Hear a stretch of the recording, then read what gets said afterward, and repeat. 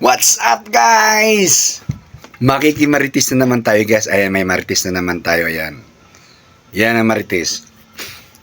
Kung hindi pa ho nakakilala kay Carlos Yolo, hindi yung Yolo na you only live once. Hindi, ganon. Yolo. Bali, apelido nila yon.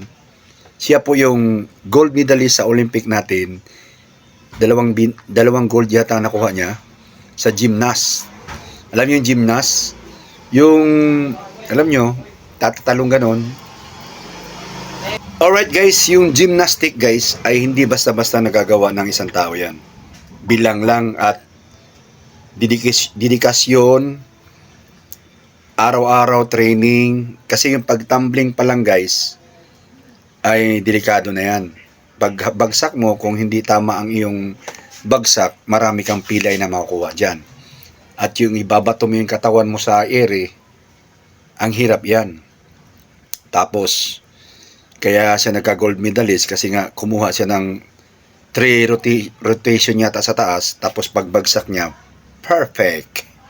Gold medalist. Anyway, kaso lang guys, nagkaroon ng tinatawag na controversial yung kanyang pagkatao ngayon. Instead na we are celebrating about his success regarding sa gold medal na matagal na nating hinahangad, matagal na nating pinapangarap bilang Pilipino na magkaroon ng gold medalist sa Olympic, at ngayon ay binigay na niya, maliban lang doon sa nakaraang gold medalist natin na si tinatawag na yung si Mardeline, yung nagbubuhat yon. So guys, napakahirap kumuha ng gold medal sa Olympic. Iilan lang. Sa Pilipinas, ilang athletes tayo pero nag-uuwi, tsamba na yung, ayan na, tulad nga ngayon, 2. Dati ang ilap niyan, ngayon nakakuha na tayo. Anyway, doon tayo sa being relation natin sa ating mga anak. Tayong mga magulang sa anak natin. Kasi nagkaroon ng controversial regarding do sa nanay niya na yun nga yung tinatawag na naging achievement ng anak niya regarding sa pera. Pera na naman ang pera na ng pulot dulo para magkaroon ng tinatawag na gap ang pamilya. Anak, mag-asawa, kadalasan yan po yung tinatawag na problema talaga. Kasi bakit? Hindi natin binibigay ang respeto, ang tinatawag na barriers. Ano ba yung barriers? Yung tinatawag na harang, yung limitation sa atin. Ang anak natin, maliit pa sila, nakarely sila sa magulang. Normal yun kasi kung hindi mo sila bigyan ng gabay, magulo kanilang kaisipan, magulo ang ilang tinatahak na landas, possible na hindi sila magiging successful. Kung mayroon man successful sa ganong sitwasyon ay iilan lang, siguro bilang lang. So kung ano yung success ng mga anak, siyempre malaking bahagi ang magulang. But meron tayong bata. Pagdating sa tamang edad ng ating mga anak, ibigay natin yung respeto kung ano yung sa kanila. Kung ano yung own nila, yung sariling own nila. Yung pagmamay-ari nila, yung success nila, isa lang tayo sa nag-support. But we are not the one na mag-claim na tayo yon. Kung mayroong success ang nakuha ang mga anak natin, hindi natin pwedeng i-control. Oh, ako ang sundin mo. Kasi ako magulang mo, ako yung nagpalaki sa'yo.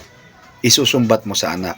In the first place, ang mga anak ay hindi namimili, walang choice sa magulang. May magulang na maraming pagkukulang, pero dahil nga sila ang nagpalaki, sila ang nagbigay sa iyo ng buhay sa mundong ibabaw, na niluwal tayo bilang mga anak. Ba? So, siyempre, yon, malaking bagay ngayon. But, sana bigyan natin ng respeto mga anak natin pagdating ng panahon na sila ay nasa tamang edad na. Wala na tayong karapatan kasi sa mga ibang culture, ang mga magulang ang nagbibigay ng tinatawag na nag, nagbibigay ng tinatawag na, o ito asawahin mo, ito yung buya man tawag dyan, buya-buya.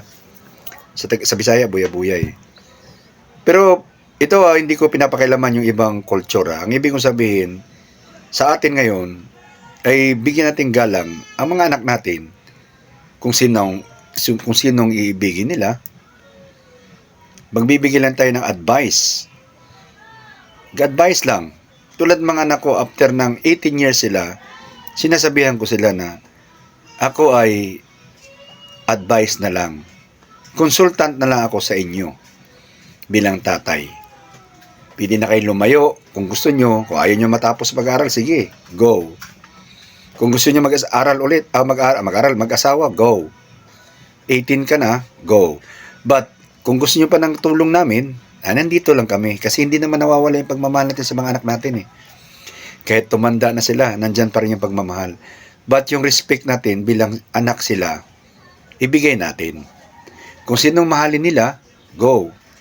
Kung may pera na silang kinikita at bibili sila ng ganito, gagawa sila ng ganito, go. Money nyo yan, pera nyo yan. Ngayon, kung may binibigay sila sa atin, give back. Ikaw nga, give back ba? Kung meron silang binibigay sa atin, sa magulang, thank you. Thank you. Di ba? Kung wala naman, di wala tayong magawa. Kaya nga sabi ng mga bata ngayon, hindi responsibilidad ng mga anak ang magulang. Tama yon. Hindi naman nila responsibilidad tayo, mga magulang. Kasi una-una, hindi naman nila hiniling na, panganak nyo kami. Wala namang ganun eh. Kaso lang, yun na nga, yung tinatawag na respect your parents. Respect your parents at tinatawag na bigyan nyo ng tinatawag na credit ang parents nyo kung anong meron kayo ngayon. Diba? Pero kung ang anak ay hindi ginagawang ganun, wala tayong magagawa. Kaya nga ako, pag may mga binibigay sa akin yung mga anak ko, bonus yun, pero hindi ako umaasa. Maliban lang siguro kung hindi na ako makagalaw, pag hinang-hina na ako, tapos pinabayaan nila ako. Siyempre, bilang pagbigay ng tinatawag na kababaang loob, hihingi akong tulong. Kasi hindi ko na kaya eh. Pero pag hindi nila ibigay yun, mamamatay ako mag-isa. Okay lang, tatanggapin ko na yun. Okay? Pero sa mga magulang ko, sabi ko nga, hindi ako mayamang tao. Pero ako yung last option nyo. Kung walang-wala na kayo. Nandito lang ako para sa inyo. Okay? Kasi ang magulang ko guys, meron silang sariling tinatawag na pinagkikitaan at may sarili silang mga properties. Although tumutulong kami mga anak, pero hindi talaga yung umasa sila sa amin kasi may sarili silang kuhan. Ganon din ako ngayon sa mga anak ko. Hindi ko sila hinihingian ng tinatawag na kailangan gumagalaw ako para sa sarili ko. Ngayon, kung may binibigay, siyempre, bilang kababaang loob sa pagkatao ko, itatanggapin ko. Nagmamalaki naman tayo nung hindi ko kailangan yan. Malakas pa ako. Hindi naman. Tumatanggap naman ako. Ang gusto ko lang ikuan kay Carlos, tulad ngayon, nag-issue sila ng regarding pera. Kung ano yung natanggap ni Carlos, well, ibigay mo. Sana irespeto ng nanay niya. Tapos nagkaroon pa sila ng issue regarding doon sa babaeng minahal ni Carlos. Dahil nga daw, hindi daw sila boto yata o ano ba? Kasi medyo may pakaliberated yung babae. Wala na tayo doon. Bahala na sila doon. Magmahalan sila. Ngayon kung maglukuhan sila, and later on in their relation, matututo sila doon. Huwag nating himasukan bilang magulang.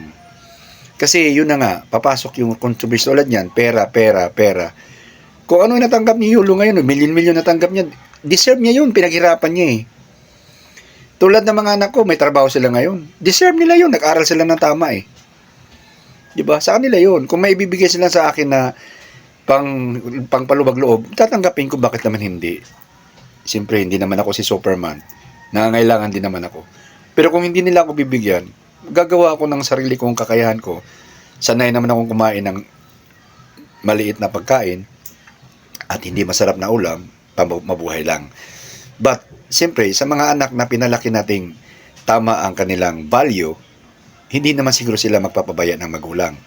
Pero kung ang magulang ay magulang din, gugulangan yung anak, Yan ang mangyayari. Magkakagulong talaga kayo regarding sa pera. Kasi bakit? Ginugulangan mo na yung anak mo na may sarili ng pag-iisip. Okay guys? So, para sa akin, kung sino mamahalin ng anak natin, irespeto natin. Kung may pera sila, sa kanila yon. Irespeto din natin. Hingi na lang tayo. Pahingi naman ng kuhan. Pangbili ng sapatos. Pangbili ng kuhan. Hindi yung, anak kita. Pagmamayari kita. Hindi ganon. Walang ganon. Hindi natin pagmamayari ang mga anak natin. Hindi natin sila investment. Pag nasa tamang edad na sila, let them decide for themselves, hindi sa galing sa ating desisyon. Wala tayong karapatan doon, guys, mga magulang. Okay, guys?